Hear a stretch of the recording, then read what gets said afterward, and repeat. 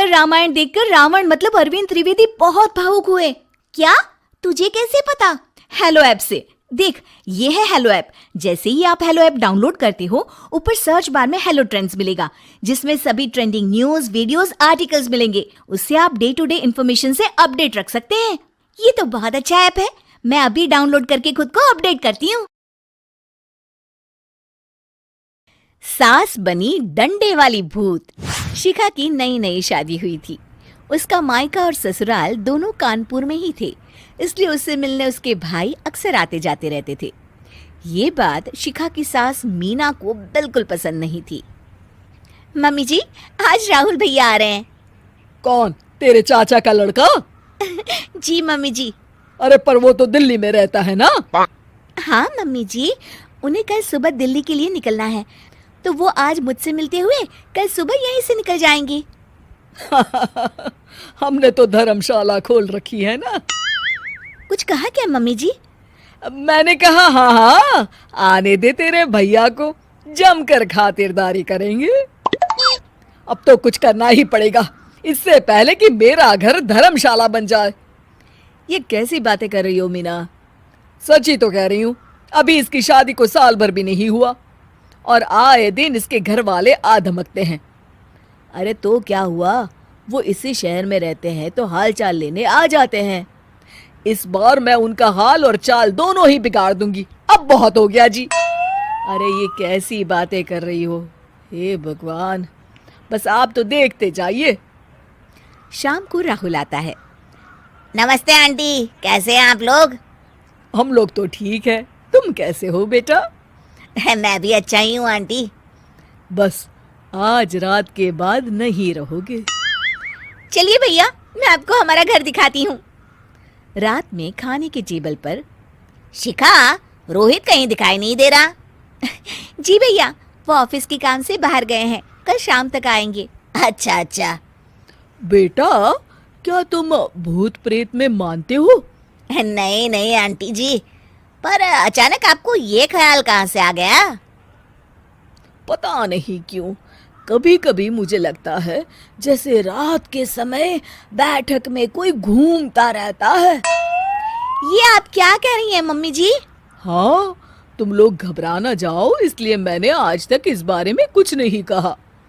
ये आपका वहम होगा आंटी जी, ऐसा कुछ नहीं होता। हो सकता है। चलो अब मेरा सोने का टाइम हो गया है तो चलती हूँ मैं। शिखा बेटा, राहुल के सोने की व्यवस्था वहीं दीवान पर कर देना। जी पापा जी। अब चलिए भी। अच्छा, तो बैठक में सोने वाले हैं साहबजादे। क्या बड़बड़ा रही हो? कुछ नहीं, आप सो जाइए। मीना और महेश के सोने के बाद शिखा और राहुल आपस में बात कर रहे होते हैं, तभी डोरबेल बजती है। अरे आप! सरप्राइज! काम जल्दी खत्म हो गया तो मैं आज ही चला आया। ये तो बहुत अच्छा किया। देखिए राहुल भैया भी आए हुए हैं, आप दोनों का मिलना भी हो जाएगा। कैसे हो रोहित? मैं तो ठीक हूँ भैया। शिखा, मैं भी आज यहीं सो जाता हूँ, राहुल भैया से बातचीत भी हो जाएगी। अच्छा अच्छा, ठीक है। मीना आधी रात को उठती है, कंबल मुंह से पैर तक ओढ़ के डंडा लेके बैठक में आती है और देखती है दीवान पर चादर ओढ़े कोई लेटा हुआ है। देखो तो कैसे मजे से सो रहा है बहन के ससुराल में। मीना ताबड़तोड़ 4-5 डंडे मार देती है। अरे मर गया! अरे बचाओ बचाओ, कौन है? मीना जल्दी से अपने कमरे में भाग जाती है। हे भगवान, ये मैंने क्या किया? ये रोहित कहाँ से आ गया? लगता है ये नालायक राहुल मेहमानों वाले कमरे में सो गया होगा। आज तो इसकी खैर नहीं। उधर बैठक में, अरे क्या हुआ रोहित? मैं बाथरूम में था, तुम्हारे चिल्लाने की आवाज सुनी। पता है भैया, मैं सो रहा था, अचानक से कोई आकर मुझे डंडे मारने लगा। ये क्या कह रहे हो? लगता है तुम भी आंटी की तरह भूत प्रेत में मानते हो। नहीं नहीं भैया, सच में कोई आया था। मैं तो जा रहा हूँ मेहमानों वाले कमरे में सोने के लिए। इस समय अपने रूम में जाऊंगा तो शिखा की नींद खराब हो जाएगी।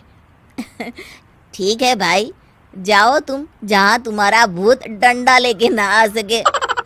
थोड़ी देर बाद मीना कंबल ओढ़ के डंडा लेकर मेहमानों वाले कमरे में पहुंच जाती है। वो बिस्तर पर सोए रोहित को फिर डंडों से मारने लगती है। अरे मर गया, अरे मर गया। तू भूत प्रेत में नहीं मानता ना, ये ले अब डंडे खा। हैं? ये तो माँ की आवाज है। रोहित कंबल खींच देता है। बेटा तू, अरे ये क्या कर रही हो माँ? मार मार के मेरा भरता बना दिया आपने। माफ कर दे मेरे लाल, मैंने तो तुझे ही मार मार के लाल कर दिया। मैं तो उस राहुल के बच्चे को सबक सिखाना चाहती थी। राहुल भैया को? हाँ बेटा, मुझे लगा अगर उसे डंडे मारूंगी तो शिखा के मायके वाले यहाँ आना छोड़ देंगे। हे भगवान, माँ ये घर शिखा का भी है, उसके घर वाले जब चाहे आ सकते हैं। हाँ बेटा, आज मुझे भगवान का इशारा समझ में आ गया।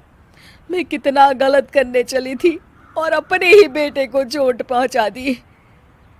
अब चुपचाप जाके सो जाओ माँ, और किसी को कुछ बताने की जरूरत भी नहीं है। शिक्षा दूसरों का बुरा चाहने वालों के साथ भी बुरा ही होता है।